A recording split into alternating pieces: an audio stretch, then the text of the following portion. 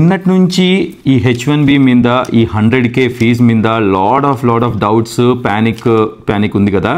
So good news ఏంటంటే first of all already మీకు H1B ఉంటే గన మీకు ఈ ఫీజు వర్తించదు. So that is one good news. ఈరోజు యాక్చువల్లీ USICS డైరెక్టర్ ఒక రిలీజ్ చేశారు. దాంట్లో ఏంటంటే ఎవరికైతే H1B ఆల్రెడీ ఉందో వాళ్ళకి ఈ 100K ఫీజు వర్తించదు. సెప్టెంబర్ 21 తర్వాత ఎవరైతే H1B ఎంప్లాయ్మెంట్ పిటిషన్ వేసుకుంటారో వాళ్ళకు మాత్రమే ఈ 100K వర్తిస్తుంది.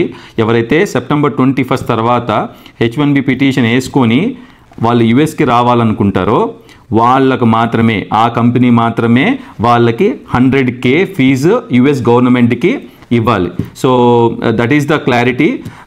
ఎందుకంటే మెయిన్గా వైట్ హౌస్ దగ్గర ట్రంప్ ఆ వీడియో ఉంది కదా, ఆ వీడియోలో ఒక ఇన్ఫర్మేషన్ ఉంది, తర్వాత వైట్ హౌస్ రిలీజ్ చేసిన పేపర్లో ఒక ఇన్ఫర్మేషన్ ఉంది, అండ్ ఇప్పుడు USICS డైరెక్టర్ రిలీజ్ చేసిన దాంట్లో ఇది మెయిన్ అనమాట. ఎందుకంటే ఈ డాక్యుమెంట్ ప్రకారమే యాక్చువల్లీ పోర్ట్ ఆఫ్ ఎంట్రీస్లో వీళ్ళందరూ ఈ DHS కానీ వీళ్ళందరూ ఫాలో అవుతారు.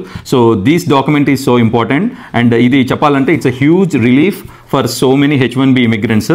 ఎందుకంటే ఆల్రెడీ యుఎస్లో ఉన్న వాళ్ళైనా, ఇండియా ఒకవేళ ఆల్రెడీ H1B అప్రూవ్డ్ అయ్యి ఎక్స్టెన్షన్ కోసం ఇండియాలో ఉన్న వాళ్ళైనా వాళ్ళేం భయపడాల్సిన అవసరం లేదు.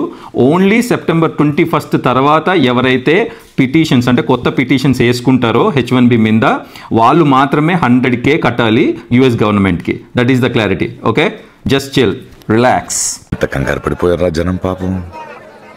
15 నిమిషాలు మొత్తం అల్లకల్లోలం అయిపోయింది.